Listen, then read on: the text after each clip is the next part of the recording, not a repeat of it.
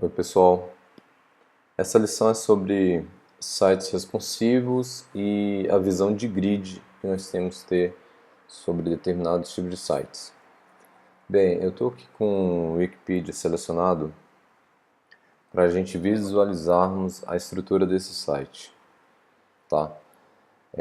Como de início nós já havíamos falado, os sites praticamente têm uma estrutura retangular.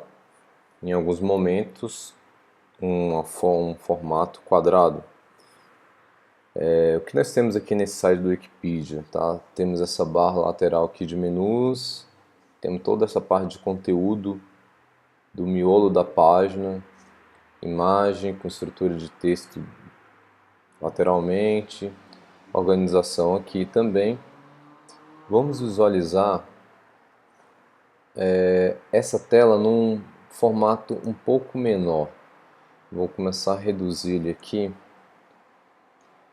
e vamos ver como o site vai se comportar.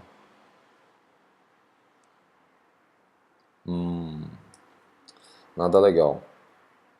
Se vocês observarem agora, o conteúdo ele não se ajustou ao tamanho da tela. Ele apenas reduziu, foi comprimido, né? Se vocês observarem aqui na parte superior, olha o que aconteceu com o menu. Ele quebrou todo o layout, tá? Então aqui está um bom exemplo de um site que não é responsivo. E o que seria um site responsivo? Vamos visualizar aqui o site da Let's Code. Bem, eu tenho a estrutura aqui inicial do site, tá? Com carrossel, logo abaixo texto, vídeo, imagens organizado de forma lateralmente, imagem centralizada, texto, outra imagem e tem uma outra estrutura aqui. E agora o que acontece se eu reduzir o tamanho desse site? Vamos começar a reduzir ele aqui. Vamos ficar atento a essa parte superior inicialmente para visualizarmos o comportamento. Olha o que aconteceu. Interessante. Se vocês observarem, todos aqueles itens que tinha aqui, ó, observa, estrutura normal, redução. Eles sumiram. Por quê? Esse site, ele é um site responsivo. Ele se adapta ao tamanho do dispositivo que está apresentando o conteúdo do site. O menu, por exemplo, lateralmente que estava aqui, olha para onde ele veio. Viu? Se nós descermos um pouco na barra de rolagem, olha como se ajustaram os textos. Imagem, vídeo. Olha aquelas imagens ladeadas dos cursos. Agora uma está abaixo da outra, deixando de forma organizada o conteúdo do site. Tá? Então aqui nesse modelo nós temos um exemplo de um site responsivo. Então o que é um site responsivo? É um site que se adapta ao tamanho do dispositivo ao qual está sendo apresentado. Tá bom? Vamos visualizar um site sempre agora no formato de grid, tá? Imagine que aqui nós temos linhas e colunas, tá? Então aqui eu tenho uma coluna, tenho duas colunas, tenho três colunas. E suponha e imagine também que isso aqui, ó, seja toda uma linha, tá? Então a nossa visão agora vai mudar um pouco. Vamos voltar ao site do Wikipedia e imaginar aqui, fica mais claro por conta das bordas, que nós temos uma estrutura com linhas e com colunas.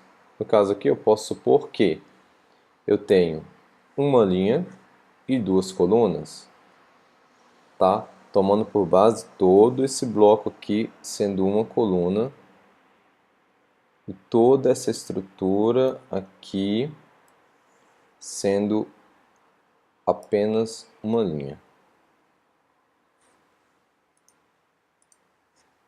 Ok?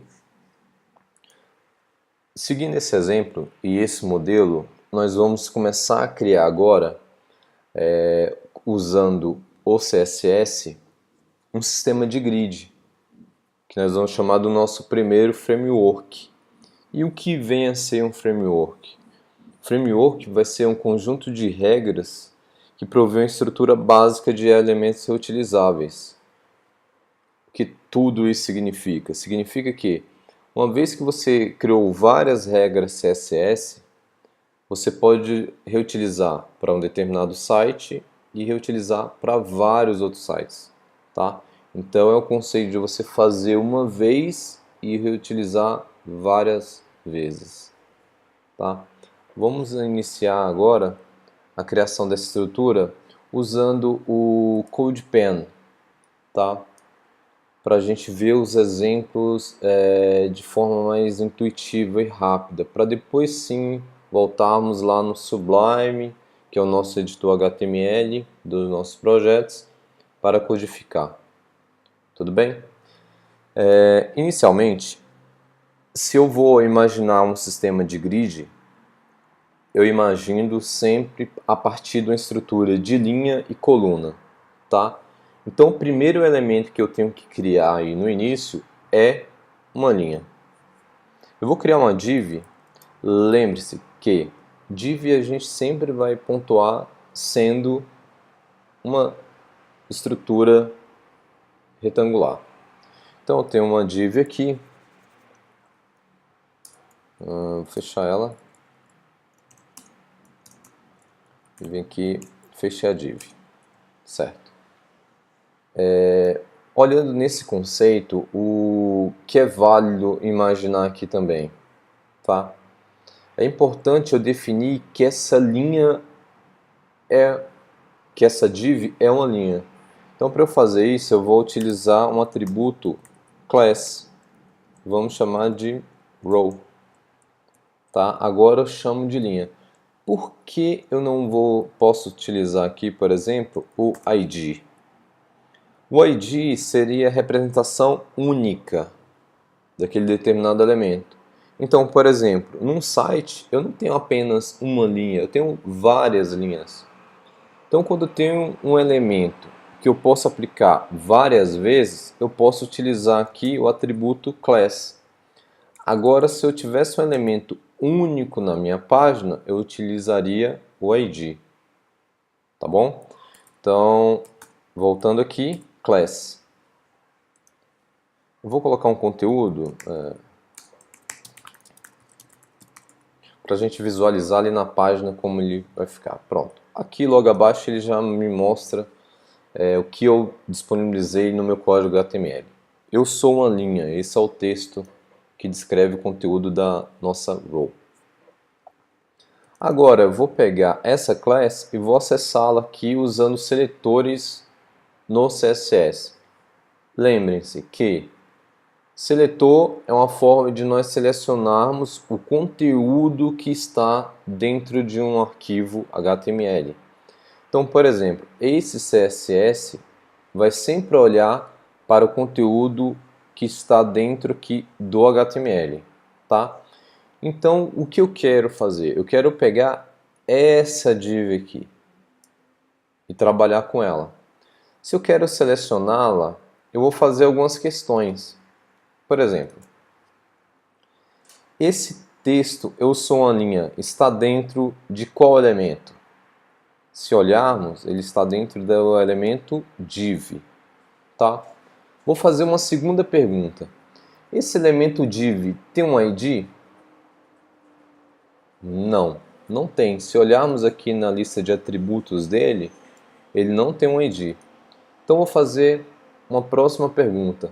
Esse elemento div tem uma class? Se olharmos agora com atenção, esse elemento div tem uma class.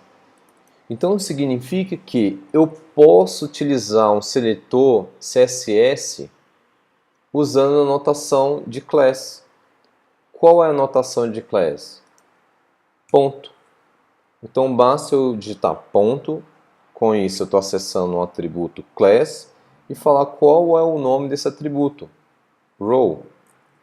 Então, a partir desse momento, eu acabei de criar um seletor para a class row, ou seja, qualquer elemento que tiver com essa classe vai sofrer a regra que tiver agora entre as chaves, tá?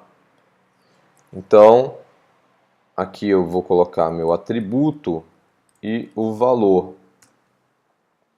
O que isso representa? Representa que todo elemento que estiver no meu arquivo HTML que conter a class row vai sofrer a ação desse atributo e do valor que eu defini, tá? O que eu quero alterar agora de início para esse elemento? Eu vou definir um background color, ou seja, uma cor de fundo. Então, o atributo é background color, dois pontos, ou seja, já tenho um atributo, agora eu defino o valor, ou seja, qual cor eu quero colocar. Vou digitar aqui o red.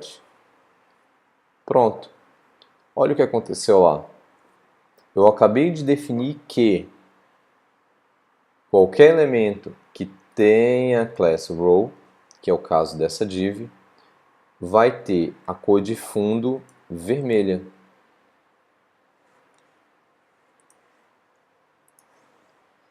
Observaram o que aconteceu?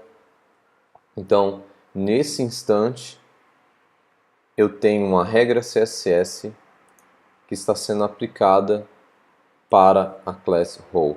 Então, bastaria, por exemplo, eu duplicar isso aqui, selecionei, Ctrl C, Ctrl V, olha o que aconteceu. Eu tenho agora duas linhas com a mesma cor. Ou seja, por quê? Elas utilizam a mesma regra CSS, que é a row. Se eu viesse aqui e tirasse esse atributo class, olha o que aconteceria com a segunda div. Ela não iria sofrer nenhum tipo de ação de regra CSS. Porque o que nós definimos como regra aqui é que somente class com o nome row vai ficar com a cor vermelha. Perfeito? Espero que vocês tenham entendido esse primeiro overview e na próxima aula vamos seguir criando o nosso framework CSS. Até mais!